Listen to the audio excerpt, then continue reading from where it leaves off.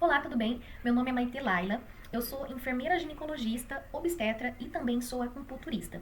Trabalho com as mulheres em todos os seus ciclos femininos, gravídicos, gestacionais e gosto muito de pesquisar, né? No Brasil a gente não tem muito essa função ativa como pesquisadora, mas eu me considero uma pesquisadora e gosto muito, né, de pensar que o meu cuidado, ele é um cuidado integral, né? Porque não dá pra gente considerar uma coisa avulsamente falando, né? A gente sempre tem questões emocionais vinculadas, espirituais, energéticas, do ponto de vista, por exemplo, a medicina chinesa que tem o Qi, que tem, né, os meridianos, os pontos de acupuntura, os elementos, né? A medicina ayurvédica que tem os doshas, os elementos naturais também que se manifestam no nosso corpo. Então, eu gosto muito dessas visões que se integram, sabe? E falo com muito orgulho, assim, né, desse cuidado, desde o planejamento, infertilidade com métodos naturais, né? A gestação, todas as necessidades da gestação, pré-natal, parto. Sou apaixonada em parto domiciliar, apesar de acompanhar com muito carinho também no ambiente hospitalar, quando é esse a vontade da gestante, porque é ela que sabe aonde é o ambiente de segurança dela, né? Então, esse acompanhamento de parto é algo que é muito importante para mim, assim, né? É o que embasa quando eu ensino os meus aprendizes, né? Então eu gosto muito de ensinar também. Então esse vídeo, ele é um vídeo que faz parte da nossa educação perinatal, tá? Então nós temos uma lista de vídeos para assistir, né? E de temas que são muito importantes, que nós precisamos discutir e que por algum motivo a gente não teve tempo para falar presencialmente, né? Mas que a gente precisa falar sobre ele, né? Então, se a gente precisa falar sobre ele, mas tem, nossa, eu vou aprender tudo sobre? Não. Mas a gente precisa falar sobre ele justamente para que você possa se preparar para ele, né? Para que você possa, por exemplo, entender o que eu vou fazer, por que que eu vou fazer, antes mesmo de fazer. Não significa que na hora que for fazer, eu não vou te explicar de novo. Mas esse vídeo, ele serve para você se preparar, né? Ou seja, eu sei que existe esse tema, olha, ele é importante, né? Ele tem o seu nível de importância e a gente vai conversar antes, durante, depois. Não se preocupe em se apegar a nenhum conteúdo, você não tem que memorizar nada, você só tem que saber que isso existe, que é possível, porque quando chegar lá no momento e eu falar pra você, lembra que a gente falou sobre indução? Você vai falar, ah, tá, é verdade, né? Tem essa opção, tem essa opção. E esse vídeo é sobre indução, né? As induções, o que é uma indução? Indução é quando eu quero induzir algo, né? E numa gestação, o que eu quero induzir? Eu quero induzir o nascimento, certo? Então, uma indução, existe o método natural de se induzir o nascimento, né? Ou seja, contrações, até porque não é possível parir sem ter contrações, né? Então, a contração é o mecanismo para que a dilatação aconteça, para que a cascata hormonal aconteça e para que a partir da dilatação, ou seja, da abertura materna, esse bebê também fazendo a sua parte e os dois juntos consigam realizar o que nós chamamos de trabalho de parto, de parir, né? E aí, quando a gente fala em indução, a gente também está falando de um convite. Vamos convidar esse bebê a nascer, né? Vamos convidar esse corpo a se ativar, a começar de fato o mecanismo a funcionar, né?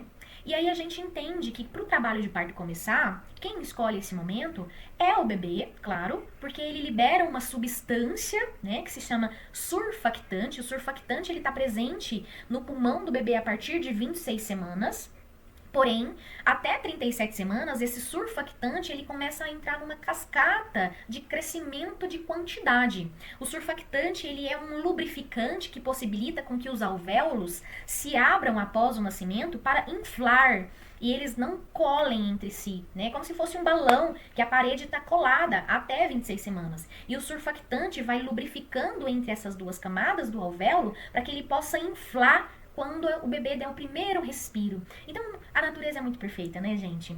E nesse processo de amadurecimento do pulmão, ou seja, do aumento desse surfactante, essas informações, elas são trocadas entre mãe e bebê, né? Então, o bebê produzindo seu surfactante em quantidade já ideal em 37 semanas, né? Agora, é claro que a surfactante de 37 semanas não é igual a um surfactante de 40, tá, gente? Inclusive, a adaptação externa do bebê de 37, de 34, de 35, É muito diferente de uma adaptação de 39, de 40, né?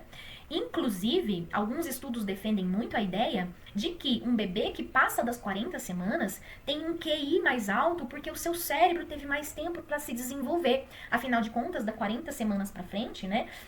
No final da gestação, não necessariamente somente com 40, né? A gente não tá falando que o cérebro só amadurece no final, né? Mas é o momento em que tudo já tá completo, o pulmão já tá maduro, tudo. E aí o corpo pensa, eu ainda estou aqui dentro do forninho, o que é que eu vou melhorar? Eu vou melhorar o cérebro, né? Então, passar, né, de 40 semanas não é passar do tempo de nascer. Existe uma diferença entre passar do tempo de nascer, né? Mas esse vídeo não é sobre data de nascer, é sobre indução, né?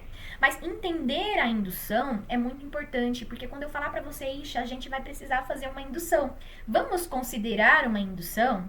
Nesse momento, você precisa saber minimamente o que é uma indução. E é para isso que esse vídeo existe, né? Porque nós não conseguimos falar sobre esse assunto antes, vamos precisar falar em algum momento, né? Que precisa ser antes do parto, precisa ser antes da indução chegar, né?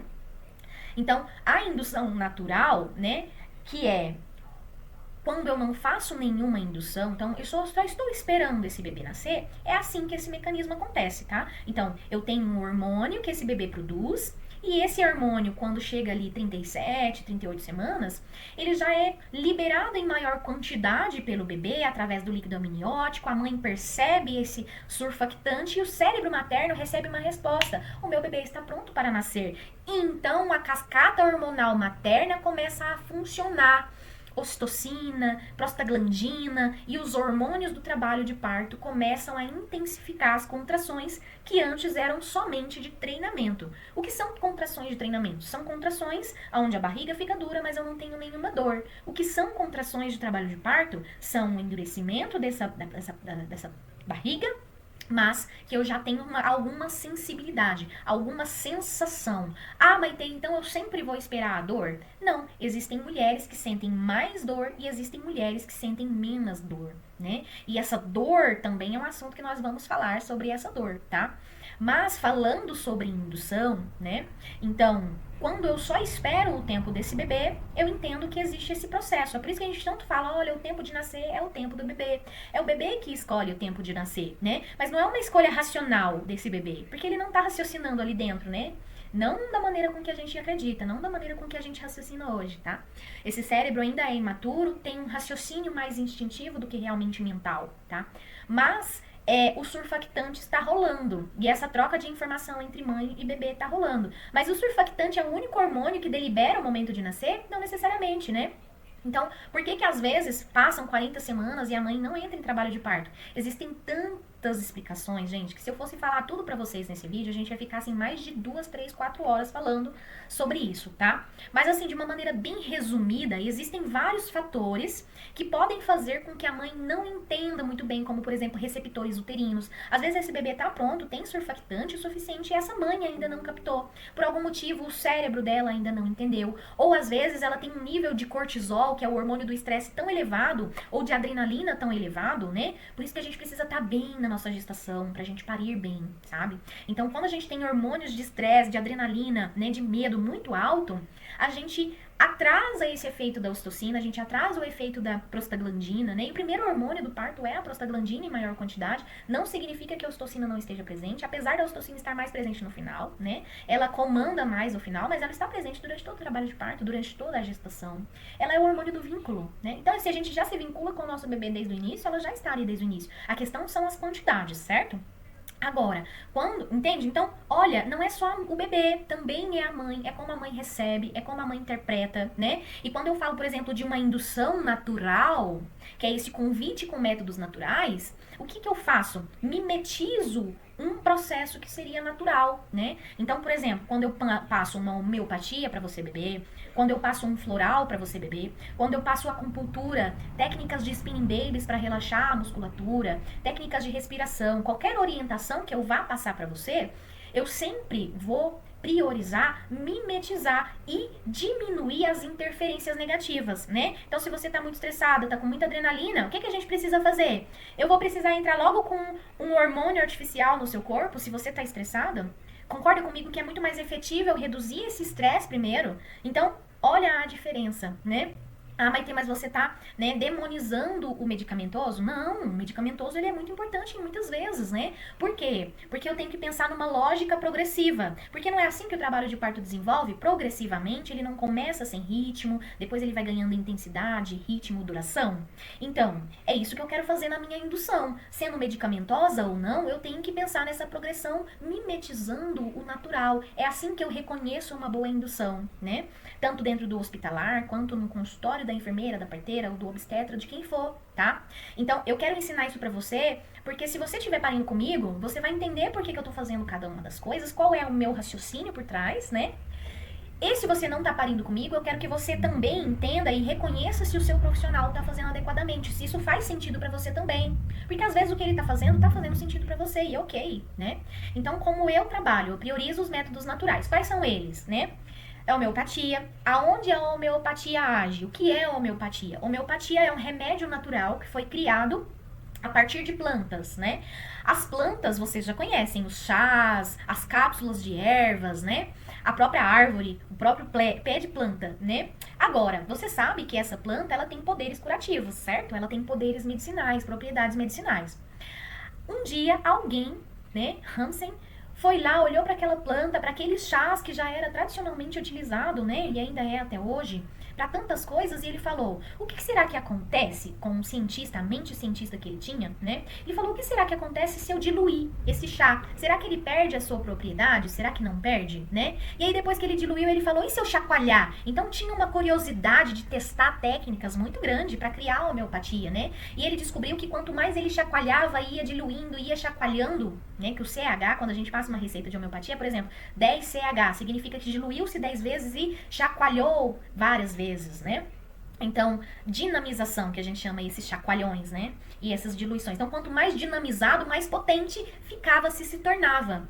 Tanto que a homeopatia, ela é individualizada. A dose da homeopatia é individualizada. Porque depende do seu nível de estresse, da onde você está. Se você já tem algum trabalho de parto estabelecido, se não tem, entende?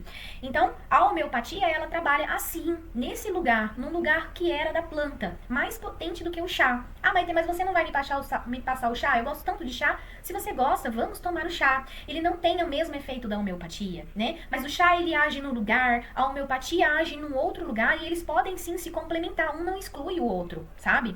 Porque o chá, ele também tem a questão aromática que a homeopatia não tem, né? Então, perceba que, por exemplo, um óleo essencial que eu vou passar para você, ele tem esse poder, né? A essência, a aromaterapia, quando a gente respira uma essência, a gente ativa no cérebro químicas que agem na hora, né? Então, todos eles são muito importantes e são pensados de acordo com a sua necessidade. Se você precisa de prostaglandina, que é o primeiro hormônio, ou se você precisa da ocitocina, né? Ou se você precisa só relaxar, entende? Então, essa visão, ela nunca é só, eu preciso aumentar essas contrações, entende? Ela também é o que está impedindo essa mulher de ter essas contrações, porque ela ainda não começou, sabe?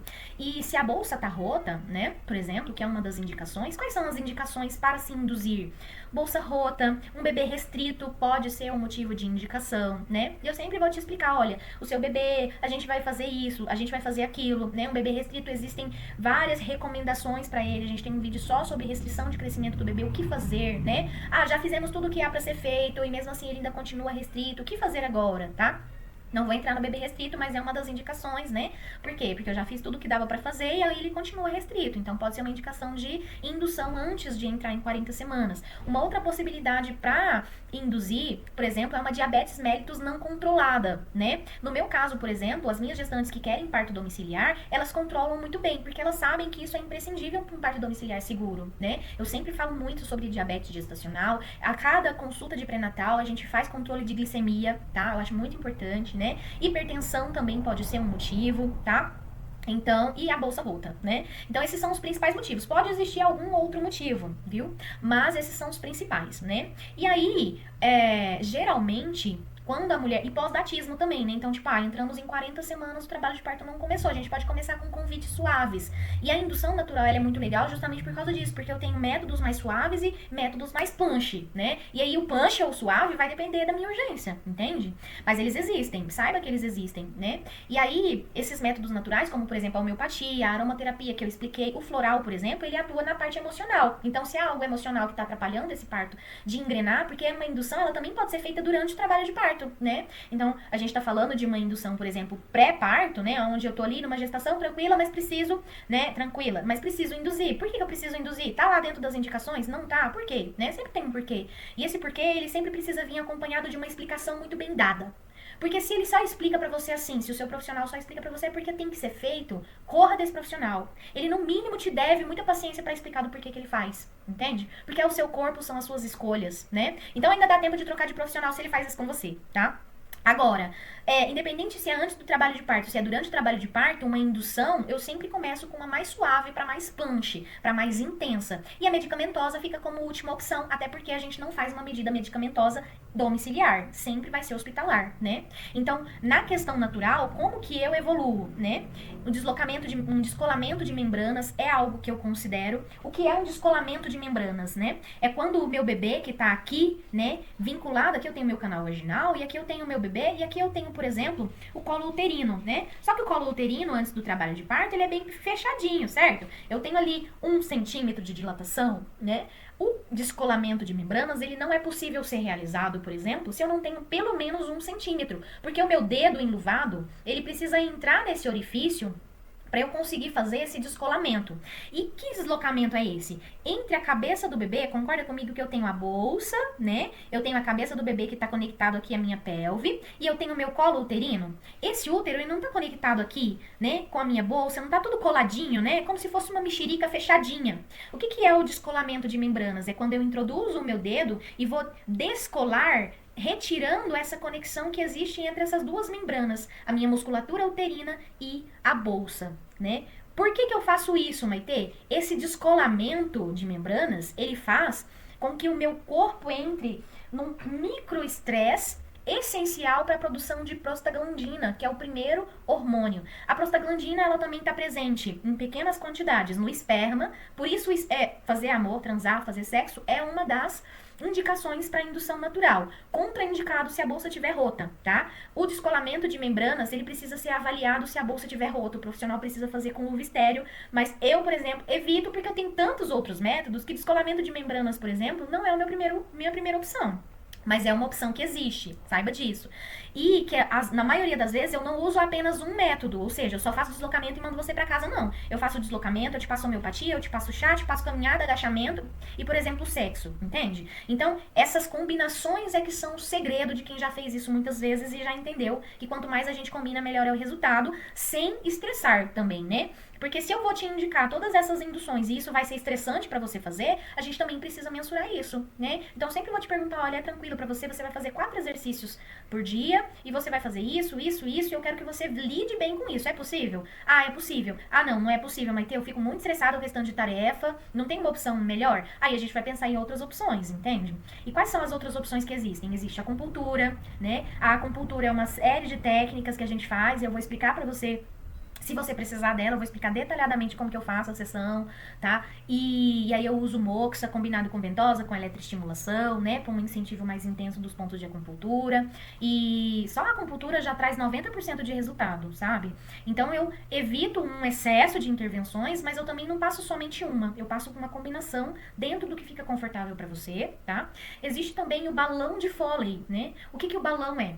Então, o balão, ele é uma das técnicas de indução, né? Então, o que ele faz? O que a gente faz? Você deita na maca, né? E aí, a gente vai com um espéculo, não tem um espéculo aqui, tá? Mas a gente coloca um espéculo como se fosse um Papa Nicolau, certo?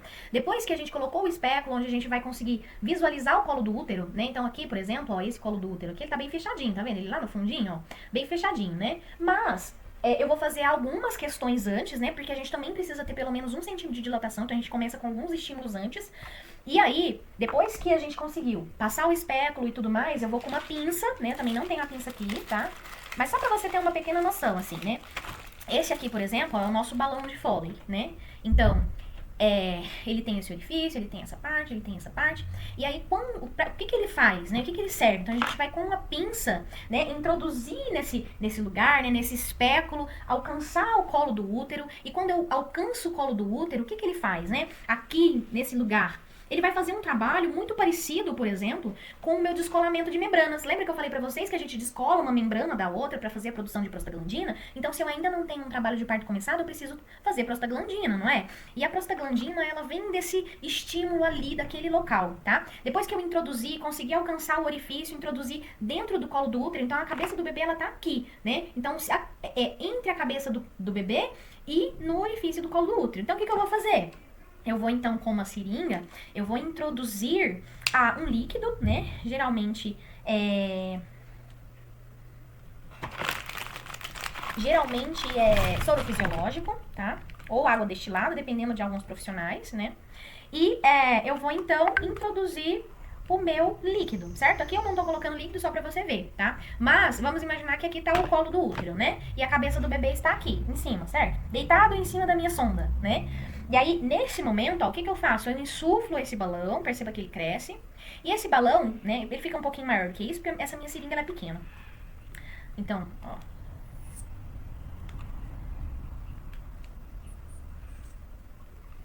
Aqui tem 20 ml, é bastante ainda.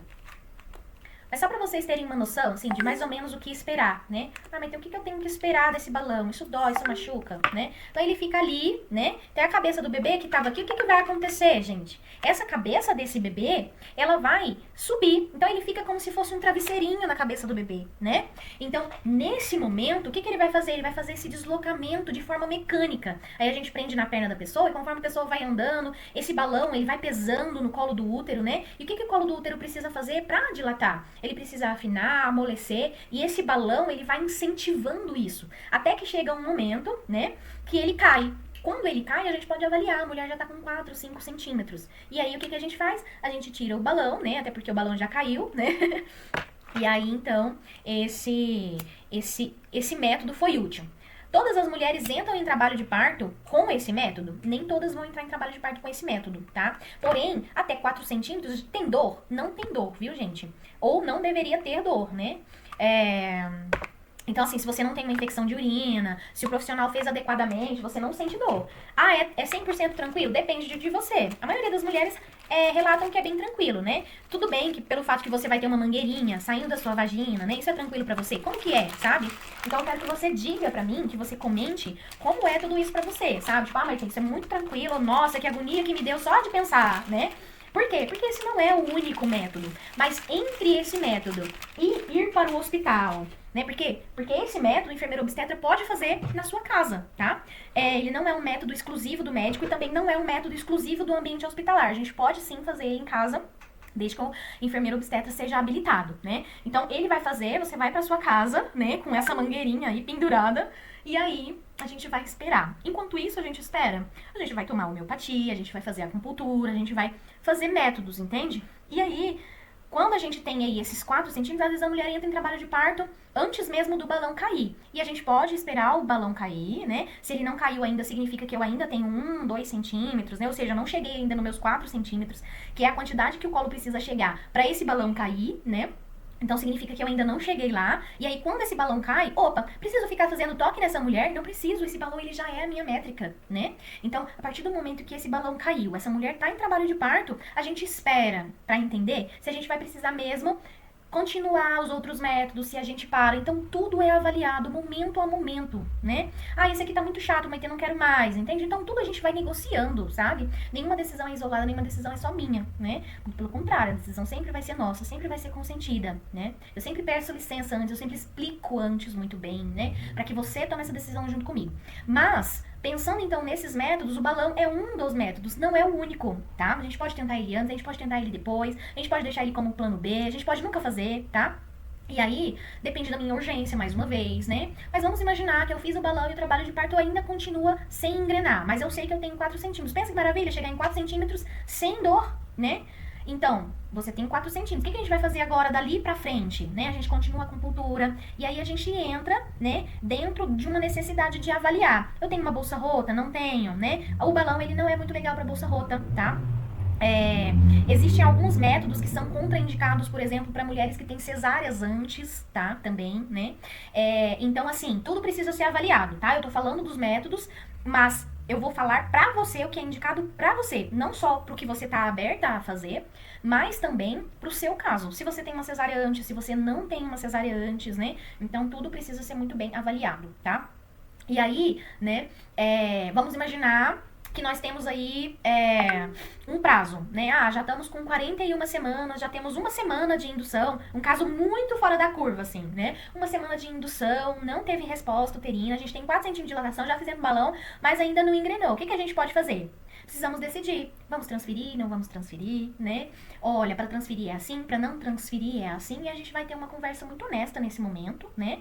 E a gente vai tomar uma decisão, certo? Juntos, né? Vamos imaginar que a nossa decisão seja transferir. Lá no hospital, né? Se é que o seu plano já não é ir pro hospital logo de cara, né? Mas vamos imaginar que o seu plano era ter um parto domiciliar e por algum motivo todas essas induções falharam. E a gente precisa começar a considerar algo medicamentoso, né? Se é que os naturais não foram feitos. A gente também tem a prímula, né? A gente também tem o shake. Existem outras técnicas também além dessas, tá? Mas eu confesso que eu sou fã da acupuntura, porque ela não é invasiva, em questão não tem que mexer nada lá no colo do útero, não tem que introduzir os meus dedos, não tem que introduzir balão. Apesar de o descolamento, o balão ser muito efetivo, aumentar a chance da efetividade junto com a acupuntura, a acupuntura por si só, em 90% dos casos, dá conta, entende? Então eu começo com a acupuntura por causa disso. E se ela não dá certo, aí sim a gente considera todos esses chatinhos, né? Mas que mesmo assim, muitas mulheres falam, não, ainda é tranquilo, porque mesmo sendo chato, o balão é chato? É chato. É gostoso? Depende, né? Pode não nem ser nada desconfortável assim, nada. Vamos testar? Se você não gostar, a gente tira, né? Então a gente sempre vai ter essas conversas antes. Ah, decidimos fazer. Ok, vamos testar, né? Não gostou, a gente tira, tudo bem, né? E aí, a gente precisa avaliar, olha, esse parto domiciliar ainda é possível, né? E a chance, gente, de transferir é muito baixa, mas ela existe. E a gente ainda vai falar sobre transferência hospitalar, tá? Sobre o que realmente transfere, o que não transfere, né? Mas ainda falando sobre indução, então vamos imaginar então que a gente tentou todos os naturais, nada deu certo, nenhuma deu certo, e a gente já tá ali indo pra 41 semanas. A gente precisa tomar uma decisão. Vamos continuar, não vamos continuar? E vamos imaginar que a gente decidiu ir pro hospital, todo mundo juntos, pesamos os prós e os contras e a gente decidiu fazer uma indução medicamentosa, por algum motivo, tá? E aí, nós vamos lá pro hospital. Chegando no hospital, o que eles vão propor? Esses mesmos métodos que a gente fez, que também não adianta, né? Se a gente já fez, a gente vai contar pra eles o que a gente fez. E então, eles vão entrar com o medicamentoso. Qual é a primeira opção medicamentosa? Se você ainda tiver só com 4 centímetros de dilatação, vamos imaginar aí um colo, né? Que ainda não tá tão mole, né? Estamos lá em 4 centímetros de dilatação. O que eles vão fazer primeiro? Colocar miso, né? O misoprostrol, ele é indicado até um certo momento, né? Existem algumas avaliações que a gente precisa fazer, que a gente chama de escala de Bishop.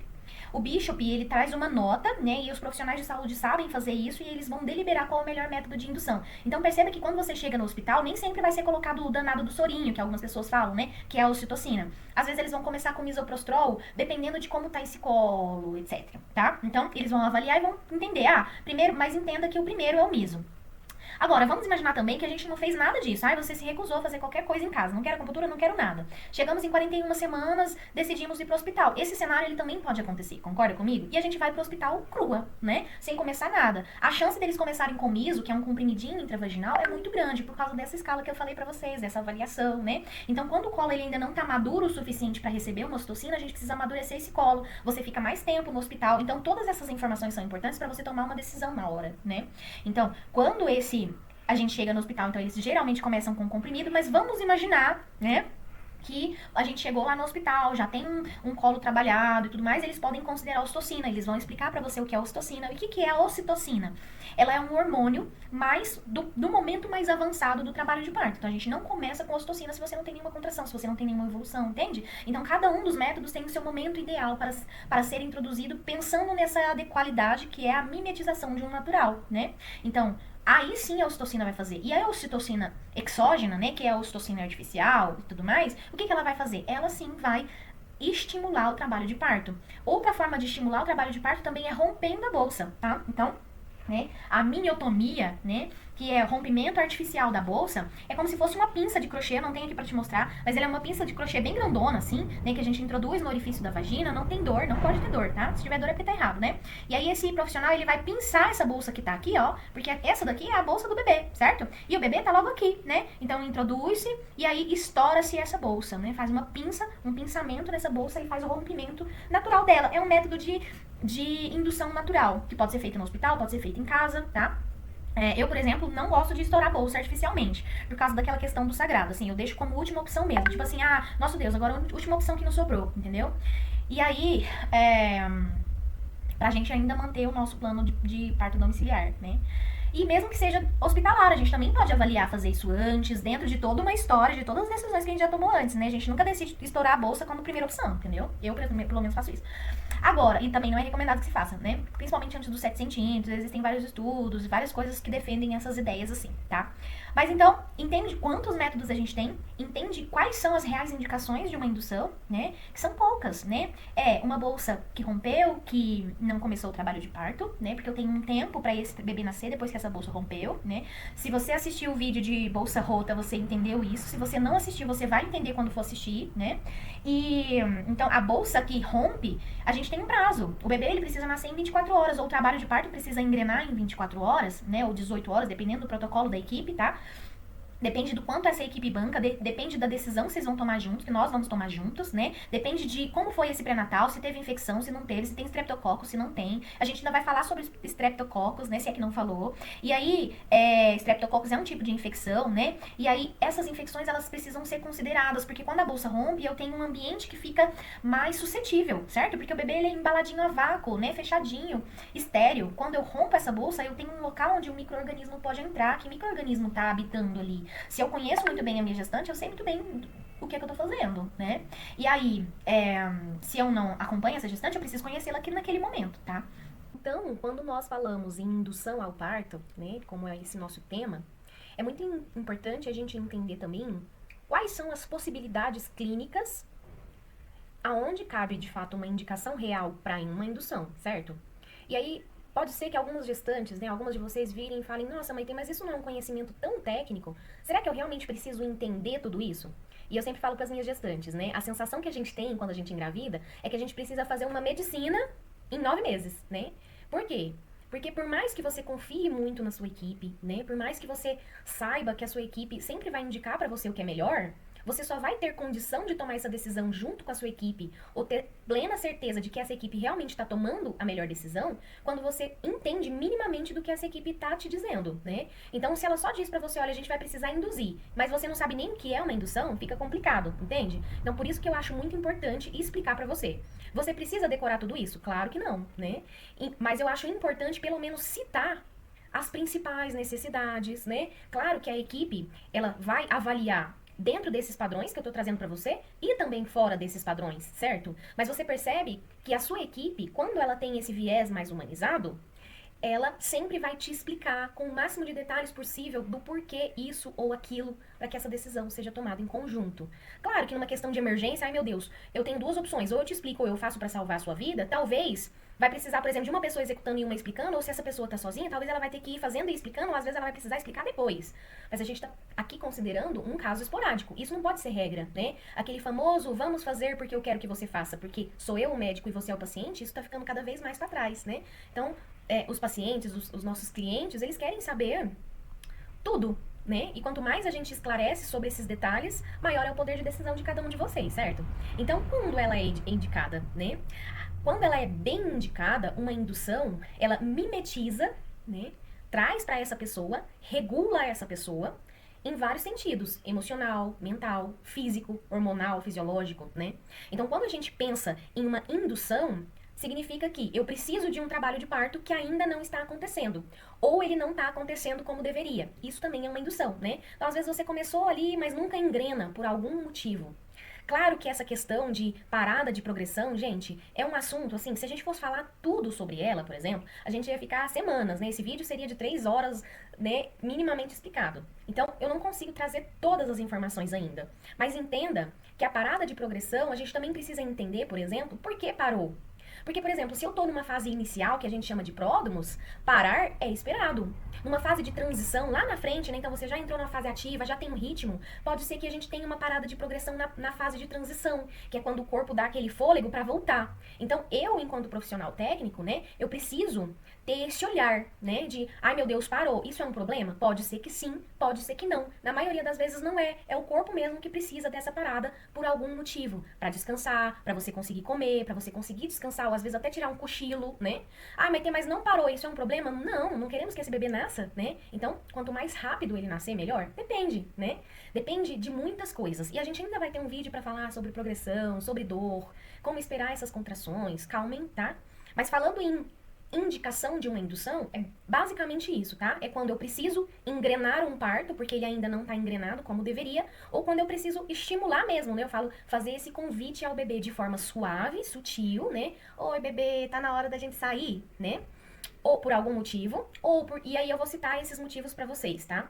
E quando eu penso em induzir, uma coisa que é muito importante que eu sempre falo é, não adianta eu induzir com uma medicação, com um chá, com uma acupuntura, ou seja, não adianta eu convidar esse corpo a despertar para o trabalho de parto, a chamar esse bebê, a convidar esse bebê para neurotransmitir fisiologias para essa mãe, se essa mãe não está relaxada, se não tem uma neurobiomodulação hormonal, né? Se eu tenho uma mãe estressada, se as regulações emocionais não estão adequadas, tem muita chance da indução falhar. E acontece muito da gente estar lá internada no hospital fazendo uma indução com um miso, por exemplo, né, que é uma indução medicamentosa, e aí, olha, colocamos, sei lá, 4, 6 misos e não teve evolução. Por quê? Porque como essa mãe está? Pra você é confortável ficar no ambiente hospitalar, né? Você consegue dormir, você consegue comer bem. Então, são muitos detalhes, né? O trabalho de parto, ele realmente é muito delicado, certo? E quando a gente pensa numa indução, por exemplo, eu gosto de pensar que nós temos dois métodos. Um método natural, menos invasivo, e nós temos o método medicamentoso, certo? Se você faz um pré-natal, por exemplo, com um obstetra, por ele ser um médico, por ele ter acesso a mecanismos medicamentosos, é mais raro você encontrar, não tô dizendo que é regra, né? Porque a gente também tem os médicos exceções, a gente tem as enfermeiras exceções, a gente tem as parteiras que são. Inclusive, a gente fala, nossa, a parteira tradicional não faz intervenção. Faz intervenção, né? Então, eu já convivi com bastante parteira tradicional e posso dizer pra você, conheço parteiras tradicionais que são intervencionistas. Então, isso não é da área. Tem a ver com a pessoa, tem a ver com a linha de raciocínio, de filosofia, de ética da pessoa, do profissional. Agora, em questão à profissão, é mais esperado pela facilidade que o médico tem em desejar fazer mais intervenções do que uma enfermeira, do que uma parteira, por exemplo, né? Uma doula não faz intervenções porque ela não cuida da parte técnica, ela só cuida da parte emocional, né? Não que só seja algo pouco, não é isso. Mas são papéis diferentes. Então, não tô incluindo a doula aqui, tá? Entendendo que a doula faz esse papel da informação, do empoderamento, do suporte físico em massagem, né? A doula não faz nada invasivo. Então, a doula é a que menos vai... A doula, teoricamente, não deveria nem indicar chá, né? Mas a gente sabe que é um conhecimento tradicional, que tá aí na internet, que todo mundo usa, né? Então, também não vamos julgar ninguém, tá? Mas falando em indução, a gente tem, então, esses dois métodos, certo? O natural, ou seja, um menos invasivo, né? Porque a partir do momento que eu entendi que eu preciso induzir, já é uma intervenção. Mesmo que você esteja estressada e a gente decida relaxar, por exemplo. Eu estou fazendo uma intervenção positiva, mas é uma intervenção, entende? Não é intervenção quando eu deixo seguir ao natural, na fisiologia, no seu ritmo, no seu ciclo, dentro das emoções que você está convivendo e não interfiro nada. Quem é que nada interfere em alguém, né? Então é bem difícil a gente julgar as intervenções. Mas pra mim existem intervenções positivas, negativas e uma simples palavra que eu digo pra você e te empodera, isso é uma intervenção, certo? Mas falando na indução, então, como eu trabalho? A minha história começou com as parteiras tradicionais, não intervencionistas, eu acabei desenvolvendo um raciocínio clínico, mesmo depois da enfermagem, de todo esse processo de formação, de quê? De que eu posso ir do menos invasivo para dar mais chance de uma fisiologia natural para o mais invasivo. Eu, por exemplo, não como enfermeira obstetra, que é a minha formação, eu não tenho acesso, por exemplo, a misoprostol, eu não tenho acesso à ocitocina para indução, eu só tenho acesso à ocitocina para manutenção de hemorragia pós-parto, que é uma dose menor e tal. Mas, para indução, a gente precisa de bomba, a gente precisa de um ambiente hospitalar e eu vou explicar para você já já, tá? Mas entenda que existem vieses, né? Existe uma forma do seu obstetra, da sua enfermeira obstetra trabalhar. Então, você que está assistindo esse vídeo, que você não vai parir comigo, não me conhece, né? Mas que você deseja um parto natural, você deseja um parto normal, veja com a sua profissional que vai assistir o seu parto, com a sua parteira, com a sua enfermeira, né? Que algumas se chamam de parteira, ou com o seu obstetra, como eles trabalham, como que é a sua indução, deixa eu ver se eu gosto, né? Então, a partir do momento que você entendeu que pode se ir do menos invasivo para o mais, eu posso pular etapas de acordo com a necessidade de cada um? Posso. E vocês vão ver que em alguns casos não dá pra gente utilizar técnicas específicas. Então tudo precisa ser individualizado, dentro do que você precisa, dentro do que você já viveu de antes, histórias antes, né? Se você tem cesáreas anteriores, se você tem filhos, partos anteriores, né, ou não. Tudo isso interfere se é uma gestação de baixo risco ou se é de alto risco, entende? Então se é de baixo risco, teoricamente você está sendo acompanhado por uma enfermeira, né? Ou não, porque existem muitas mulheres de baixo risco que escolhem fazer pré-natal e todo o acompanhamento com obstetra, porque se sentem mais seguras no ambiente obstétrico. Mas eu queria dizer pra você que você não precisa fazer o seu pré-natal somente com obstetra. Você pode buscar uma enfermeira obstetra. O cuidado da enfermeira é diferente do médico, mas você precisa sentir conexão com esse profissional, né? Mas a enfermeira obstetra, ela pode fazer o acompanhamento da gestação e parto e tudo de baixo risco normalmente, mesmo em ambiente hospitalar ou fora dele, tá? Coisas que poucas pessoas sabem disso. O médico, teoricamente, era pra cuidar apenas da parte de alto risco ou de cesáreas, né? Mas os médicos também não divulgam isso, as mulheres não sabem, e aí a gente tá nesse ciclo como tá hoje no Brasil, né? E aí vamos lá, né? Dos métodos menos invasivos, né, que são induções naturais, né, que visam estimular o corpo a entrar em trabalho de parto espontaneamente. Então, claro que uma indução sempre vai ser uma indução, né, como eu expliquei lá pra vocês antes. Fisiologicamente falando, eu posso sim esperar esse corpo entrar em trabalho de parto sozinho ou não, e tudo vai ser avaliado de acordo com a individualidade, certo? Mas quais são as possíveis, então, né, necessidades de uma indução? Uma gestação que está próxima ou além de 40 semanas, sem sinais de trabalho de parto. Então, Maitê, cheguei em 40 semanas, não tenho sinal de trabalho de parto. Preciso induzir? Depende. O que você quer? Você quer viver um parto natural, menos invasivo? Então, eu sugiro que você já comece a considerar a possibilidade de induzir de forma natural, porque os métodos naturais, eles são mais lentos, né? E aí, nessa janelinha entre 40 e 41 semanas, porque aqui no Brasil, fora do Brasil, se espera até 42 semanas sem pressionar a mulher. Mas aqui no Brasil, na maioria das vezes, a gente percebe que deu 40 semanas, todo mundo já começa a ficar enlouquecido, né? Tá passando da hora. Ok, né? A gente precisaria conversar um pouco mais sobre isso. Mas, se eu também for ficar conversando tudo que eu preciso com você, mais uma vez esse vídeo vai durar semanas, né?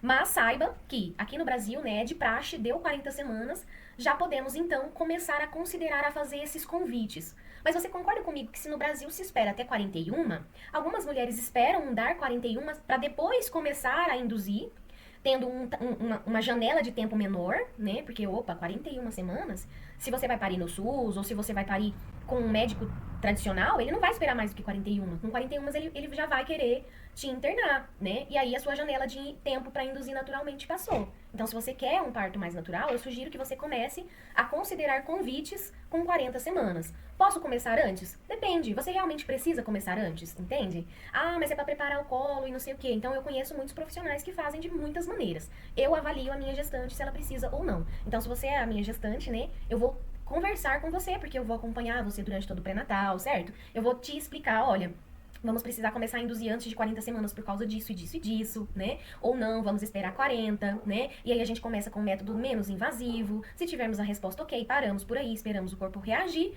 Ou não temos uma resposta, vamos evoluindo na intensidade, né? Como se a gente tivesse lá um dosímetro que a gente vai aumentando a intensidade. Porque existem colos uterinos mais favoráveis e colos uterinos menos favoráveis. Um favorável ou não favorável, na maioria das vezes, tem mais a ver com a paciência do profissional do que realmente com a anatomia, com a fisiologia da mulher, etc. Entende? Então aquela de, eu não pari porque eu não dilatei, será que você realmente não dilatou? Ou será que a sua equipe não teve paciência pra esperar? Porque se tava tudo bem com você e tava tudo bem com o bebê, agora se não tava tudo bem nem com você ou com o bebê, aí pode ser que por isso a sua equipe tenha decidido fazer alguma outra coisa que não o parto natural, certo?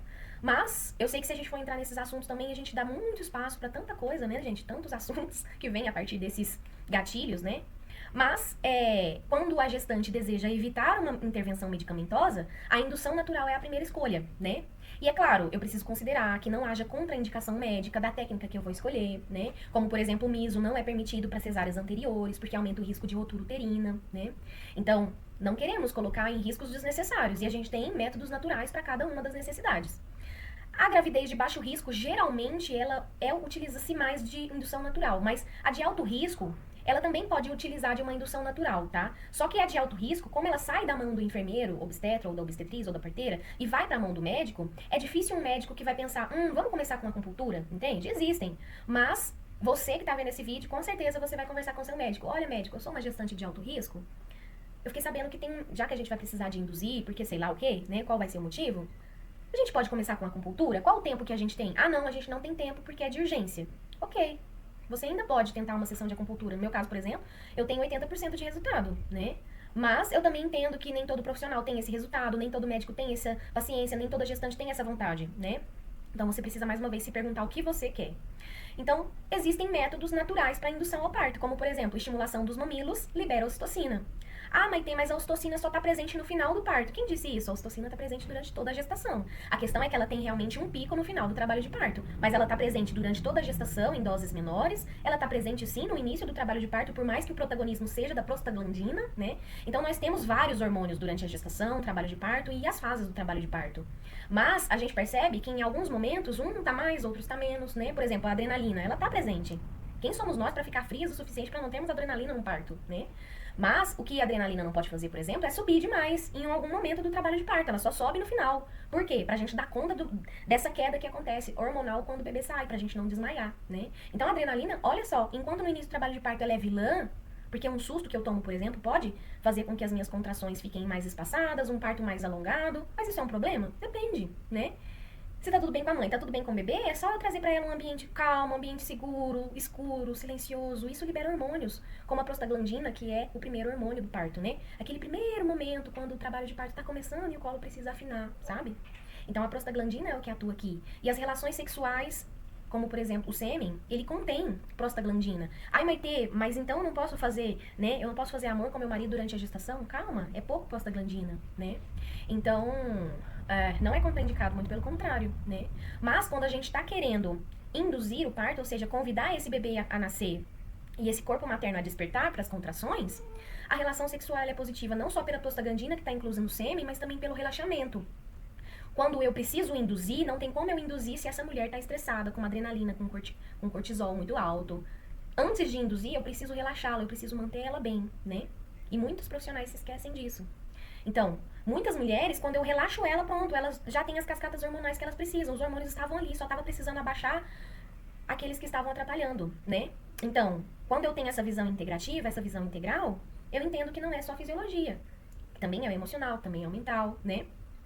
E aí, eu tenho caminhadas, agachamentos, exercícios leves, como por exemplo spinning babies, né? O spinning babies, por exemplo, tem métodos para relaxamento, só para abrir espaço para o bebê, e tem métodos para indução, tem métodos para girar um bebê que está mal posicionado. E a base do spinning babies é vamos relaxar, abrir espaço que o bebê encontre o seu lugar. Então percebe que não é só induzir, eu preciso estar bem, né? Agora, qual é o método que eu vou utilizar para estar bem? É individual. Mas eu tenho tantos recursos, concorda comigo? Olha que tamanho de lista, né? Acupuntura, auriculoterapia, né? Então como que é isso, né? A moxa, a ventosa, né? Então, por exemplo, né, a auriculoterapia, a gente vai colocar sementinhas na orelha, né? Opa, a orelha de cabeça para baixo. Então, em cada ponto da minha orelha, eu tenho pontinhos que refletem no meu sistema. O meu sistema emocional, o meu sistema físico, né? E para medicina chinesa, existe uma visão ampla, sabe? E aí eu posso colocar sementinhas na orelha para incentivar isso, e posso colocar agulhas, ou não, depende da pessoa, tem gente que tem medo de agulha, né? É toda enfermeira obstetra ou obstetriz que sabe fazer acupuntura? Não. Então, você também precisa entender quais são as ferramentas que essa enfermeira tem, né? A moxa, a ventosa, a pressão nos pontos de acupuntura, eletroacupuntura, né? Que são os choquinhos que a gente dá, então a gente coloca lá a agulha e usa os jacarezinhos, sabe? Deixa eu pegar um pra você ver. E aí a gente coloca os jacarezinhos lá na agulha, né? Então, eu tenho um jacarezinho e esse jacarezinho, ele é fixado na minha agulha de acupuntura. E ele fica ali dando choquinhos, né? Então, essa eletroestimulação, quando a gente vai estudar eletroestimulação nos pontos de acupuntura, que é um acupunturista obstetra, né? Porque é diferente de um acupunturista comum, tá, gente?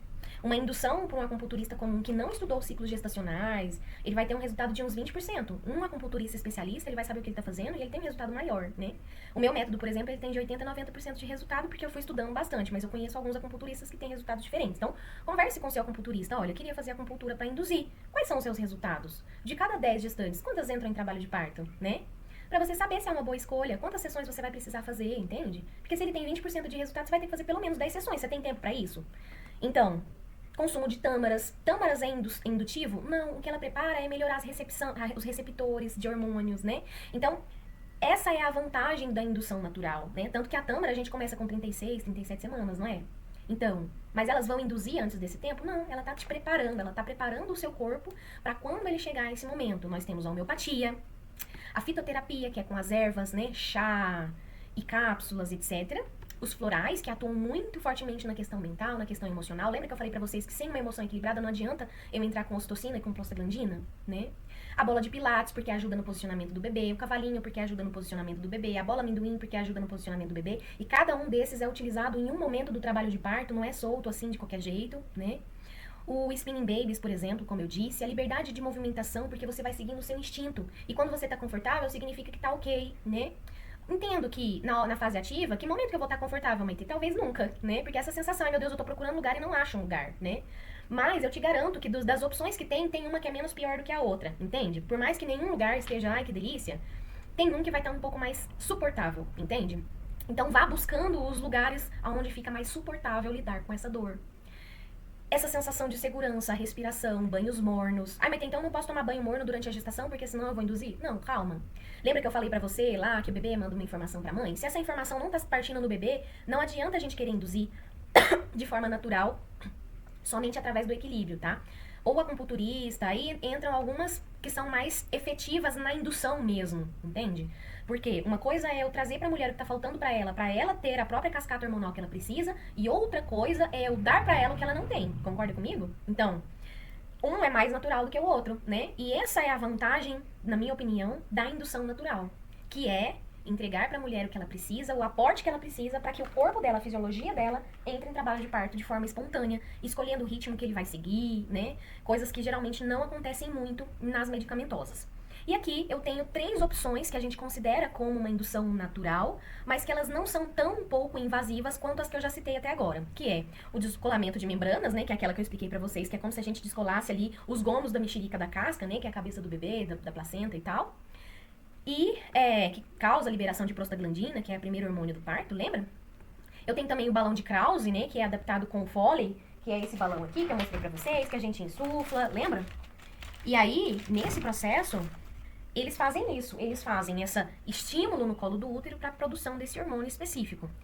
Ele é menos invasivo do que uma ocitocina? Com certeza, porque não tem algo medicamentoso, é algo físico, né? É um estímulo mecânico, concorda? Não é químico. A química quem vai trazer é o seu corpo, mas no balão de Krause, no meu dedo, na minha luva, enquanto eu tô fazendo o descolamento, não tem medicação ali, certo? Mas existe uma resposta química do corpo, né? Mas o estímulo mesmo é mecânico, certo? Agora, eu tenho também a opção de amniotomia. A amniotomia e o balão de Krause, eu preciso avaliar, por exemplo, qual é o meu profissional que tá fazendo. Porque, por exemplo, o balão de Krause, alguns médicos fazem no consultório e liberam a mulher para casa, mas a maioria deles já exige a internação.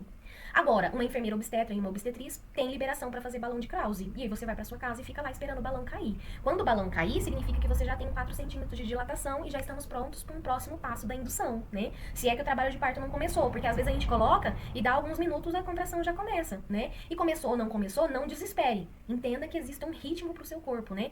Trabalho de parto, indução é paciência, tá, gente? E a amniotomia é quando eu rompo a bolsa das águas de forma artificial. A amniotomia, ela pode ser feita por um enfermeiro obstetra durante o trabalho de parto domiciliar ou pelo obstetra ou por indicação do obstetra no ambiente hospitalar, tá? Então, por isso que eles estão aqui em vermelhinho na minha apresentação, né? Porque ele pode ser feito em ambiente hospitalar e também domiciliar, dependendo do profissional que tá fazendo e do momento que se faz, tá? O descolamento de membranas é tranquilo, se faz no consultório mesmo, independente se for um obstetra ou se for um enfermeiro obstetra, ok? Agora, eu falei das naturais, certo? E eu começo da natural, da menos invasiva, para mais invasiva de acordo com o tempo que eu tenho, da urgência que eu tenho, se é baixo risco, se é alto risco, certo? Agora, dentro de uma indução medicamentosa, perceba que a gente tem 2 opções. Olha que louco. Uma é a prostaglandina, que é o hormônio do primeiro momento do parto, artificial, né, que vem através de um comprimido de misoprostol, que pode ser tomado via oral e vaginal, ou um ou outro, né, aí introduz-se no colo do útero e tudo mais, ele vai liberando prostaglandina para esse colo amolecer, afinar. E a ocitocina, ela só entra quando eu já tenho algum tipo de avanço, tá, gente? Muito raro os casos onde eu começo com ocitocina, não tem trabalho de parto nem nada e já começar com ocitocina. Isso era feito antigamente, hoje em dia já não é mais, porque lembra que eu quero mimetizar uma situação real? E numa situação real, não começa assim, né? Geralmente, né? Claro que tem as exceções, mas geralmente é progressivo. Começa-se com alguns sinais, depois isso vai evoluindo, o colo vai evoluindo e tudo mais, tá? Agora, né? Como eu disse, nem a prostaglandina artificial e nem a ocitocina é realizado no ambiente domiciliar. Então, se o seu planejamento, né? Como a maioria das minhas gestantes é domiciliar, Então, não vamos utilizar esses aqui. Mas eu gosto muito que você entenda que ele exista, tá? Por quê? Porque acontecem vezes, raras vezes, aonde a minha indução natural não foi efetiva. Fizemos de tudo, já estamos com 41 semanas. Maitê, não quero mais esperar. Vamos pro hospital? Então, essa decisão, ela não é minha, né? É uma decisão que é nossa. Eu sempre vou trazer pra você as informações e a decisão será feita em conjunto, certo? Então, a partir do momento que a gente decidiu que já não há mais o que se feito, gente, se eu tenho um resultado de 80% só na acupuntura, imagina se eu combino tudo isso, né? Então, a chance disso daqui dar ruim e eu precisar de uma internação porque a minha indução natural falhou é muito baixa. A não ser aquela gestante que não quis fazer nenhum, entrou em 40 semanas, não quis induzir de forma natural, porque queria de todo jeito esperar que o corpo dela entrasse em trabalho de parto, e por algum motivo o corpo dela não entrou em trabalho de parto. E aí ela chegou em 41 semanas, o trabalho de parto não começou, e agora o nosso tempo para uma indução natural é menor, e mesmo assim ela não quer fazer uma indução natural, por exemplo, porque concorda comigo que a janela ideal é entre 40 e 41 semanas, pra eu ter, né, pra eu ter aí uma semana e mais alguns dias, né, porque também 41 semanas até 41 semanas e 6 dias ainda é 41 semanas, né? Mas isso é algo que eu banco, né? Então depende também do profissional que tá te acompanhando, sabe?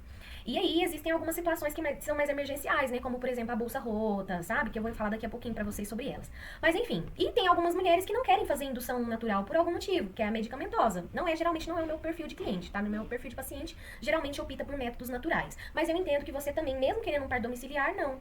Ok, não deu certo, eu quero que seja 100% natural. Não quero ter que tomar nem chá.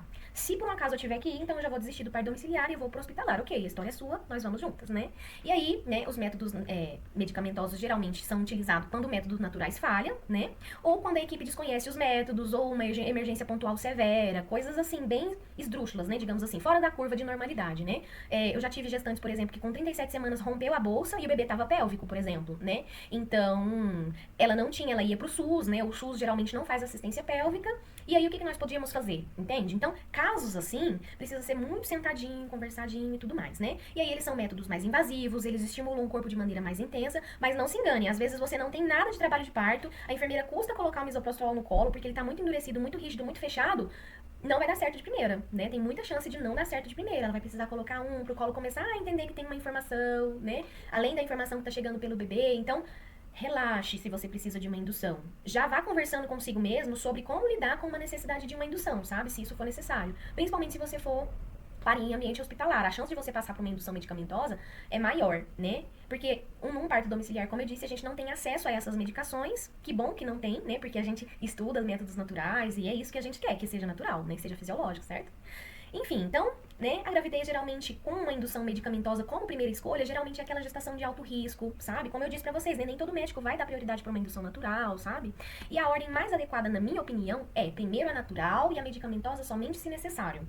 Mas eu entendo que cada profissional faz do seu jeito, tá? Então saiba que assim que eu faço, eu começo pela natural menos invasiva, vou até a natural mais invasiva, deixo essas aqui como últimas escolhas e somente se essas aqui todas combinadas, de acordo com a data de gestação e que tudo for acontecendo, né? Posição do bebê, que também conta, né? Olha, é gestação de baixo risco, que é o que tá nas minhas mãos, aí sim a gente vai priorizar isso daqui e a gente vai fazer esses métodos, tá bom? E aí, se a gente não tem esse quadro, se é uma outra situação, ou se isso não deu certo apesar de todos os esforços por algum motivo, né? Porque não tem receptores de ocitocina, ou porque apesar de todo o relaxamento que a gente faz ainda continua estressada, etc, né? Situações que podem acontecer, mas que são mais raras, né?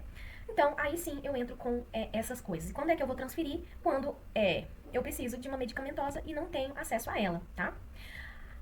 Gestantes com cesárea anterior, eu quis trazer um pequeno tópico sobre essa questão, por quê? Porque numa cesárea anterior, por exemplo, né, em alguns casos, as induções, elas vão precisar, por exemplo, ser substituídas por outras, né? Como, por exemplo, balão de Krause. Não é pra todo mundo, tem gente que fica muito agoniada com balão de Krause. Descolamento de membrana, se eu não tenho pelo menos um dedinho pra introduzir e fazer esse descolamento, não adianta. Então eu preciso fazer esses estímulos aqui pra depois pensar nesses mesmo, pela lógica do próprio sistema, da própria fisiologia, né? Agora, se eu tenho, por exemplo, uma questão de uma gestante, né? Com um óbito fetal intrauterino, por exemplo, né? Então aqui, aonde eu tenho em cor amarela, são possíveis indicações, né? Aonde eu preciso de maior atenção. Então, por exemplo, se eu tenho uma situação de uma bolsa que se rompeu e tem mais de 18 horas que ela se rompeu, sem trabalho de parto, eu preciso de dar uma atenção especial para essa gestante, né? Então, a bolsa rompeu, a gente já começa com induções e estímulos naturais, porque a gente tem essa janela de 18 horas, certo? 24 horas, dependendo da gestante, do nosso combinado, do que a gente vai arcar juntas, tá? Mas depende também se tem uma infecção, se não tem, se tem streptobia, se não tem, né? Então, assim, sabe? Então, a gente pode esperar 18 ou 24, mas a gente tem uma janela de de espera. Então começa a contar um reloginho, certo? Um cronômetro, né? Então se eu tenho um cronômetro na minha cabeça, eu entendo também que tem mulheres que simplesmente querem esperar a própria fisiologia. Ok, tá tudo bem, né? Só que se a gente estimula o natural, a gente ainda tem mais chance, a gente aumenta a janela de ter uma chance de ter um parto domiciliar. Se a gente não faz nada, a gente vai diminuindo conforme o tempo vai passando, porque a gente não tem uma bola de cristal pra saber se o corpo realmente vai entrar em trabalho de parto ou não. Se ele entrar em trabalho de parto, ufa, massa, tivemos um parto domiciliar lindo, totalmente natural, sem nenhuma intervenção, nem mesmo estímulo natural pro trabalho de parto. Mas se eu não tenho, eu tenho que entender que se eu não estimulei e não entrei em trabalho de parto, em 24 horas, 18 horas, né, 24 horas sem infecção, ou de acordo com o nosso combinado, ou 18, enfim, nessa janela de tempo, eu preciso internar. E aí, ok pra você, se eu precisar internar? Qual você prefere? Começar uma indução natural e aumentar a chance de ter um parto domiciliar? Então, vai muito de acordo com o seu planejamento, mas são essas as possibilidades, entende? Por exemplo, um óbito fetal intrauterino, né, ou seja, eu tenho um óbito fetal, então eu vou precisar causar um aborto. Eu tenho métodos naturais pra isso, como a acupuntura, né? E aí eu tenho um prazo pra fazer esse aborto, entende? Se aí, eu vou te explicar, olha, nós temos um óbito fetal, então a gente vai conversar, vamos ter um momento de acolhimento, de explicação das possibilidades, e você vai, então, escolher tudo, né? Aí a gente vai sentar pra uma conversa específica, certo? Que eu não vou entrar aqui agora pra esse vídeo não ficar tão grande, mas é uma possibilidade e é uma necessidade de indução, natural ou medicamentosa, que a gente vai conversar mais sobre isso, tá? Se acontecer, né? Agora, na questão do oligodrame, né, que é o líquido amniótico reduzido, eu entro com algumas medidas antes, né, como, por exemplo, aumentar a ingesta de líquido, sabe? Se é pontual ou se não, né, se isso já tá persistindo há muito tempo, qual é a métrica para essa avaliação, que é a quantidade, né, pelo bolsão, que a gente chama de ILA, né? Pelo maior bolsão da placenta, é um exame específico, não é qualquer ultrassom, tá, gente? Então, assim, eu preciso avaliar. Por quê? Porque se eu tenho oligodrâmino persistente, aí esse profissional precisa avaliar se é baixo risco ainda, se é alto risco, entende? Agora, se eu tenho, por exemplo, associação de sofrimento fetal, é necessidade de urgência. Então, será que eu tenho tempo para fazer uma indução natural, esperar uma semana, semanas, dias para isso, entende? Se eu tenho um sofrimento fetal, tem uma chance muito grande de nem mesmo fazer uma indução medicamentosa, a não ser que seja em ambiente hospitalar, né, com uma constante monitorização dos sinais fetais, até onde o médico, porque aí já não é mais decisão da enfermeira, até onde o médico que tá te assistindo banca, entende? Então, existe muita chance de oligodrâmino com sofrimento fetal, ou seja, com alteração de batimentos cardíacos fetais e outros sinais que o bebê não tá bem, de você ir pra uma cesárea, sabe? Mas tudo precisa ser avaliado, né? Porque às vezes eu só tenho um aumento baixo de batimentos cardíacos fetais, né? Ok, não é alto risco, mas também não é uma urgência pra uma cesárea, entende? Mas, novamente, quem decide isso não é a enfermeira obstetra, é o obstetra, tá? Porque aí já entrou no alto risco, né? Uma gestação gemelar é considerado dentro da Constituição como alto risco, mesmo que os dois bebês estejam cefálicos, tá? Infelizmente, né?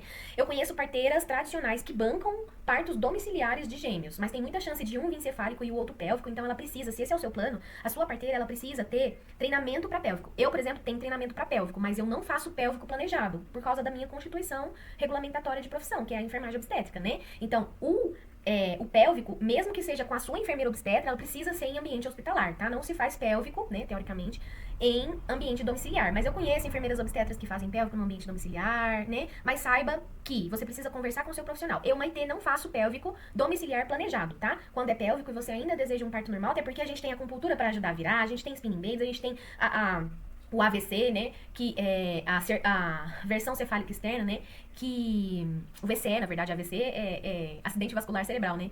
Então, a gente tem o VCE, né, que é essa massagem que a gente faz pra girar o bebê. Então, a gente tem tantas opções. Por que a gente vai deixar esse bebê pélvico, né, pra gente ter uma assistência pélvica que precisa de um ambiente hospitalar? Então, se você quer ter um parto domiciliar, a gente precisa, eu sugiro que você pelo menos tente fazer algo pra girá-lo. Agora, Maitê, eu escolho, né, ok, entendi, a gente vai conversar e eu tô esclarecida, e mesmo com todo esse esclarecimento, eu ainda quero esperar o meu bebê girar. Se ele girar, massa, se ele não girar, tudo bem. Aí, o que eu vou virar pra você e vou dizer, olha, se ele não girar, a gente vai precisar de decidir ali, né, com 40 semanas, vamos imaginar que chegou em 40 semanas e ele não girou. A chance é muito baixa, tá, gente? São, assim, se eu não me engano, 6% dos bebês que não giram, que ficam pélvicos, né? Quando esse bebê não girou, né, a gente tem duas opções, intraparto mesmo. Tentar uma VCE mesmo com 40 semanas, né, porque se eu tô no ambiente hospitalar eu posso fazer isso. Eu posso fazer esse VCE ali e ainda tentar girar esse bebê, ou ainda nessa mãe, que mesmo que não quer mesmo tentar, ela tem duas opções. Ou ela pode ir pra cesárea, porque no Brasil o pélvico é motivo pra cesárea, já que as equipes não são treinadas pra isso, né? Ou então, no caso, se você tá sendo acompanhada por mim, a gente pode ter um pélvico hospitalar, tá? Não domiciliar, entendeu a diferença? Pra ter um domiciliar, a gente precisa estimular ele pra ele girar, tá bom? E a gente tem várias técnicas pra isso, a não ser que você não queira incentivá-lo, ele a girar por algum motivo, que eu respeito e entendo, e vou te apoiar na sua decisão. E a gente vai pra um ambiente hospitalar hospitalar se você quiser continuar comigo, né? Já aconteceu, por exemplo, de gestantes desistirem do contrato porque eu não quis fazer um parto domiciliar planejado pélvico e elas também não quiseram fazer nenhum estímulo pra girar, não quiseram fazer spinning babies, mesmo entendendo qual é o motivo do spinning babies, né? Porque por mais que o spinning babies tenha técnicas específicas pra girar o bebê, ele primeiro faz um relaxamento muscular, exercícios de relaxamento pra dar espaço pra esse bebê girar. Então, que isso, né, gente? Então, enfim, então são situações que acontecem e tá tudo bem, é isso, né? Eu acho que a gente tem que continuar numa assistência que a gente considera que é equivalente ao que a gente acredita, né? E a gente precisa entender até onde a nossa enfermeira, a nossa parteira vai, certo? E aí, né, existem, então essas três aqui, né, são pontos de atenção, certo? Aonde é liberada, por exemplo, né? E elas são, né, consideradas ali alto risco, certo? A bolsa rota, ela só é alto risco se for acima de 18, 24 horas, tá? Então, quais são as situações que já são alto risco? Hipertensão descontrolada, tá? A hipertensão controlada, ela já é alto risco. Então, você já vai fazer um acompanhamento com o obstetra também, tá? Mesmo que você tenha aí uma enfermeira obstetra, que você vai para o ambiente hospitalar só com a sua enfermeira obstetra, uma hipertensão, por exemplo, gestacional, já te desqualifica para fazer um parto domiciliar. Uma corioamnionites, que é a infecção intrauterina, ela exige uma interrupção imediata da gestação, né? Mesmo sob antibiótico terapia e tudo mais. Então, ela é um risco alto, né? E aí, novamente, se é alto risco, a enfermeira obstetra não vai bancar, tá? Mesmo que ela esteja lá com você durante todo o processo hospitalar, ela tem que estar junto com o obstetra. Então, ela pode, no meu caso, por exemplo, eu tenho a opção da gente ativar o nosso obstetra da equipe, né, que é um obstetra da cidade, de confiança, pra acompanhar a gente, ou então a gente pode ir pra um plantão, num hospitalar que você escolheu, né, e eu entro com você lá nesse ambiente hospitalar. Eu fico como a sua enfermeira obstetra, e o obstetra vai ser o que tá em plantão, certo? E essas decisões vão sendo tomadas em conjunto com ele, tá? A gente ainda vai falar sobre essas questões dos ambientes, né, como que é, se eu preciso ir pro SUS, como que é, mas não é esse o tópico desse vídeo, tá? Outra questão é, por exemplo, uma possibilidade de isoimunização fetal, que é quando, por exemplo, o bebê tem um RH sanguíneo, né, um fator sanguíneo negativo, e a mãe também tem negativo, e por algum motivo essa mãe entra num processo de rejeição fetal, tá? Quando que isso acontece? Geralmente não acontecem com mães de primeira viagem. Por quê? Porque uma mãe de primeira viagem, o corpo dela ainda não despertou para esse ataque, né? Ataque tem uma palavra meio forte, né? Mas é mais ou menos isso. Porque o sistema imunológico da mãe não reconhece o bebê e realmente ataca esse bebê ao ponto de expulsá-lo, tá? Então, nas primeiras viagens, geralmente não acontece. Por quê? Porque esse corpo só vai despertar, né, quando esse bebê nascer, tá? Então, na segunda gestação, uma mãe de fator RH negativo, ela precisa estar atenta a isso. Quando é que ela pode despreocupar e ter uma gestação como qualquer outra? Quando o pai também tem um RH negativo. Então, os dois negativos dá bom. Agora, se o pai é positivo e a mãe é negativa, essa mãe sempre vai precisar fazer imunização. Então, tem um processo que é pra isso, né? E se você é a minha gestante, a gente vai conversar sobre isso, se o seu fator é negativo. Se o seu fator é positivo, ok. Uma preocupação a menos pra você. Mas, né, por quê, né? Não que na primeira viagem seja zero a chance, porque às vezes a gente tem um aborto e não sabe, né? Ou às vezes a gente tem, por exemplo, um sangramento intraútero e não sabe. Então existem algumas possibilidades, né? Pode acontecer do bebê ser atacado, mesmo sendo uma primeira gestação, mas geralmente tem essas questões associadas. Mas eu não quero trazer muita informação sobre isso pra não te encher, porque você provavelmente, né? Nem sei se você que tá me assistindo aí é fator RH ou não, né? Mas saiba que existe essa possibilidade, tá? Que aí no caso o bebê ele vai entrar em algum processo por causa dessa questão descompensada da mãe, né? Que não tá chegando até ele porque o corpo da mãe não tá reconhecendo, certo? Existem também doenças maternas instáveis, né, como lúpulo, cardiopatia descompensadas, insuficiências renais, que enquadram essa gestante em alto risco, né, então desqualifica também para um parto domiciliar, ou um comprometimento agudo na vitalidade mental, alterando o BCF, cardiografias, né, ou às vezes cardiopatologias do próprio bebê, sabe? Então, qualquer indicativo de que o bebê não tá bem, entra-se num alto risco, a gente precisa do ambiente hospitalar, né? Por quê? Para que tenha-se uma monitoração melhor e acesso a medicações, a UTI materna, neonatal, concorda comigo? Por mais que eu tenha, por exemplo, eu carrego tudo, né? De baixo risco, eu tenho tudo na minha mala, é uma giga mala, né? Mas, falou que é alto risco, eu não tenho, né? Eu não tenho uma UTI na minha mala, entende? Por mais que eu tenha oxigênio, né? Eu consigo manter a mãe e o bebê bem até chegar no ambiente hospitalar, mas a partir do momento que eu chego no ambiente hospitalar, eles precisam ser internados numa UTI por causa dessa situação, porque se não precisa de UTI, eu mesmo resolvo, concorda? Então, é por isso que precisa ser uma gestação de baixo risco para ser domiciliar, tá?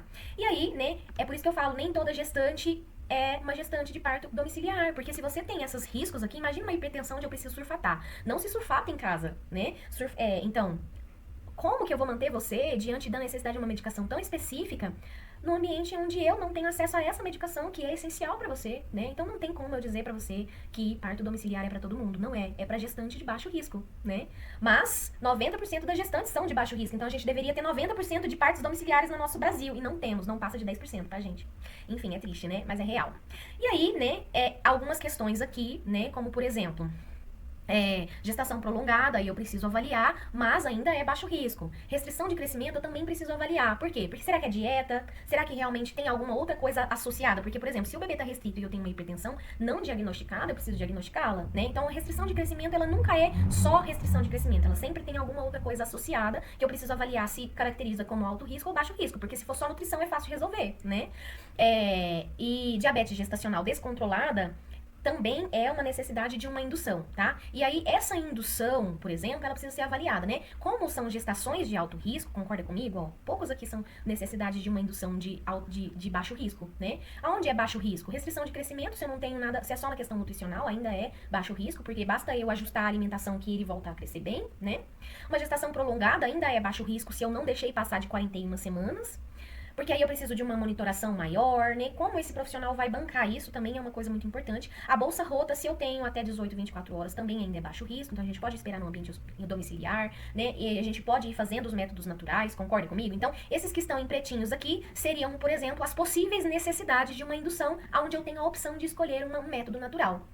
As em amarelo, eu preciso avaliar se eu tenho tempo suficiente para fazer natural ou não, aumentando a chance de ser em ambiente hospitalar. E as em vermelho não tem jeito, tem que ser hospitalar mesmo, porque o risco é bem mais aumentado. Então, tem um baixo risco, um médio risco e um alto risco. É isso, resumidamente falando, né? E, novamente, a gestante que tem cesárea anterior, eu preciso avaliar muito bem quais são as técnicas que eu domino, né? E se ela tem uma cesárea anterior, eu preciso avaliar, olha, qual é a idade gestacional, se tá lá, aqui, nos 40 semanas, se tem bolsa rota, se não tem, se tem restrição de crescimento, se não tem. Mas vamos imaginar aqui uma situação. Uma gestante de cesárea anterior, né? Mas que tem uma gestação de baixo risco, que entrou em trabalho de parto na fase adequada, que não tem a bolsa rota ainda, que tá tudo ok, tudo dentro do baixo risco, não tem nem médio nem alto risco aqui. Só pela cesárea anterior não é indicação de induzir em nenhum momento, tá, gente? A não ser que já passou aqui das 40 semanas, ela entra como qualquer outra gestante com cesárea ou sem cesárea, tá? Ah, mas aumenta a chance de rotura uterina? Aumenta, 0, nananana. O que você, gestante, quer? Ah, eu tenho uma cesárea anterior, meu sonho é ter agora um parto domiciliar. Se é uma gestação de baixo risco e a gente tem um processo todo em baixo risco, tudo redondinho, eu banco um parto normal, né, domiciliar após uma cesárea, tá? Claro que a gente fica com o dobro de atenção sobre tudo, né, gente?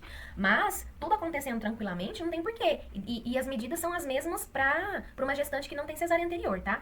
A não ser os métodos de indução, né? Inclusive o próprio balão, por exemplo, né? O descolamento de membranas é mais seguro do que o miso para uma gestação de parto de cesárea anterior, tá? Inclusive o miso, ele é contraindicado para uma cesárea anterior. Então, para uma pessoa que tem uma cesárea anterior, aí sim, mais do que qualquer outra, não que as outras não precisem, uma indução natural ainda é mais indicada para essa mulher, né? Porque quanto mais químico, né, maior a chance de acontecer algo com isso por causa dessa cesárea anterior, né, onde tem essas aderências. Ou também preciso olhar quanto tempo tem que essa mulher pariu, né, olha, sabe, mais de 8 meses, menos de 8 meses, 18 meses. Ah, não, tem 5 anos que foi a minha cesárea, ou não, tem, sei lá, 9 meses que foi a minha cesárea. Tudo isso precisa ser avaliado junto com o seu profissional, tá bom? Mas saiba que é isso, assim. E aí aqui eu trouxe um pouquinho de alguns métodos, né, com essa gestante de cesárea anterior, como, por exemplo, o miso, né? O miso, ele não é utilizado porque ele tem um alto risco de ruptura uterina, né? Porque teve um corte e essa cicatrização, às vezes, não aconteceu da melhor maneira e ela realmente se abre, tá? Internamente falando, né? E aí, claro, gente, ela vai se abrir do nada, sangrar do nada e a mulher vai como se explodisse? Não, não é assim. O nosso corpo dá sinais, paradas de progressão. Então, uma parada de progressão para uma mulher que não tem cesárea anterior é observada diferente de uma cesárea, de uma mulher que nunca teve um parto, concorda? Ai, mas tem, então, uma primigesta, uma mulher que tá tendo o primeiro parto, não tem chance de ter ruptura? A chance é bem menor, gente, né? Mas, né, esporadicamente, fora das regras, existe de tudo, né? Enfim, então assim, a ocitocina, por exemplo, né, ela tem menos risco do que o miso, mas ela ainda tem riscos, né? A ocitocina tem medicação, né, gente? Tem natural também tem risco, né? Como eu disse, qualquer indicação, qualquer interferência que eu vou fazer, eu tenho um risco, eu tenho um ônus e eu tenho um bônus associado, né? Nunca é só bônus, né? Só é bônus quando a gente ainda não engravidou. A partir do momento que eu engravidei, eu já tenho um risco na minha própria saúde, porque o meu coração muda, os meus rins precisam filtrar mais, né? Não é à toa que muitas doenças aparecem durante a gestação, não que a gestação seja um momento de doença, não é isso que eu tô dizendo, mas ela propicia o desequilíbrio que já existe previamente falando, né? Então ele fica evidente, sabe? Porque ela tá sobrecarregada, tendo que cuidar de 2 sistemas ao mesmo tempo, né? Então, por exemplo, para uma mulher que tem uma cesárea ou várias cesáreas anteriormente falando, ela pode utilizar, por exemplo, a sonda de Foley, né? Que o risco é baixo, entende? Ou ela pode, por exemplo, fazer uma miniotomia, o rompimento da bolsa, né? Que o risco é mais baixo do que, por exemplo, usar miso e ocitocina. Mas eu já fiz essas 2 opções aqui, não conheço nada de natural, e agora o jeito vai ser esse mesmo. Agora, se eu tenho uma equipe embasada nos métodos naturais, eu vou pra sonda na última opção, né? Mas é aquilo que eu falei pra vocês, qual é essa gestante, qual é o risco dela, qual a idade gestacional, se eu tenho bolsa rota, se eu não tenho bolsa rota. Então, tudo isso precisa ser levado em consideração para uma boa decisão, né? Eu sei que é muita coisa, a cabeça fica desse tamanho, meu Deus do céu, vou precisar assistir esse vídeo de novo, né? Mas, é por aí, sabe? Então a gente realmente precisa estudar bastante, né? Vocês, enquanto gestantes, não precisam ter que decorar tudo isso, tá, gente? Mas é importante que vocês saibam que isso existe, né? Porque quando eu virar pra vocês e falar assim, lembra da sonda? Significa que eu fiz todo esse raciocínio e mais alguns que eu nem tô contando aqui pra vocês nesse vídeo, pra indicá-lo, entende? Pra vocês saberem da onde eu tirei essa ideia, do porquê essa ideia existe e por que nós vamos fazer, né? E assim que a gente for fazer, eu sempre vou falar pra vocês, nós vamos fazer por isso, eu vou repassar todo o conhecimento de novo, né? Principalmente se a gente tiver tempo, sabe? E é isso, assim, né? Quanto mais cesáreas anteriores, maior o risco e maior a necessidade de espontânea ou uma indução natural, né? Os riscos precisam ser avaliados pela equipe, nem todos vão precisar de um ambiente hospitalar, principalmente se o trabalho de parto for espontâneo, ou ainda uma indução natural e em gestação de baixo risco, né? E é tudo isso que eu queria trazer pra você. Eu espero que você aproveite, assim, esse conhecimento, e eu espero que você não se sinta pressionada a ter que guardar tudo isso, a ter que entender tudo, né? Novamente, mais uma vez, né? Você não tem que entender tudo isso. Você não vai precisar discutir nada disso, pelo menos comigo, né? Se eu te acompanho, sabe? Eu só quero que você saiba que existe todos esses conhecimentos, né? Todas essas possibilidades, e que a gente vai sempre evoluir do menos invasivo pro mais invasivo. Essa é a informação que você precisa guardar. Agora, se você não é a minha gestante, se você não tá acompanhando comigo, né? Você tem dois caminhos. Ou você pode também fazer isso, né? Entender que isso existe. Ou você também pode voltar aqui em alguma parte desse vídeo, se você precisar discutir com a sua equipe, né? Enfim, depende também do nível de confiança da sua equipe. Se a sua equipe, por exemplo, se foi a sua equipe, né? A sua enfermeira obstetra que passou pra você esse vídeo, com certeza ela segue o mesmo ritmo que eu, né? Agora, se você achou esse vídeo sozinho, assim, tipo, tava cá no YouTube procurando coisas e recebi, ou uma outra gestante que me passou, eu acho que é importante você conversar isso com a sua equipe, né? Como que você faz? É assim que você faz? O que você acha disso? Você concorda ou não concorda? Não tô dizendo que eu tô a certa, né? Esse é o meu jeito de trabalhar, porque eu acredito que tem que ser do menos invasivo pro mais invasivo, do mais natural, por causa da minha história, né? Por causa do que eu acredito que é um parto humanizado, tá? Eu entendo que você vai achar várias opiniões e eu acho que você tem que encontrar aquela que fala com o seu coração. Qual é a opinião que fala com o seu coração, né? Porque tem gestante que vai amar saber tudo. Tem gestante que vai odiar, não queria nem ter ouvido isso. Ai, meu Deus, né? Então, se você chegou até o final aqui, né? Que bom que você gostou. E eu imagino que você tenha gostado, né? Porque se você não tivesse gostado, você tinha parado aí no final, né? E é isso. Até a nossa próxima. Tchau, tchau. Enfim, então é assim, tudo isso, sabe? Então é a bolsa rota, né? É um bebê restrito, né? Novamente, vamos repetir lá, bolsa rota, bebê restrito, diabetes descontrolada, hipertensão, né? Lembrando que a hipertensão, ela precisa ser, assim, considerada, né? Avaliada a urgência, né? Porque você já tem um diagnóstico de hipertensão, você precisa de internação, né? Então, para cada questão, a gente precisa considerar o momento ideal de internação, tá? A questão da hipertensão. A questão também, por exemplo, de herpes genital ativa, aí já não é mais a indução, e sim uma cesárea, né? E a gente também vai falar sobre as indicações de cesáreas, reais indicações de cesárea, né? Não aquelas que eu tirei da minha cabeça, cordão enrolado, essas coisas não existem, tá? E aí, mas existem reais indicações de cesárea, né? E quando eu entendo por que induzir, por que ir pra uma cesárea, por que transferir, fica mais fácil eu tomar uma decisão. E essa decisão, ela sempre vai ser tomada em conjunto, como eu já sempre digo pra vocês, né?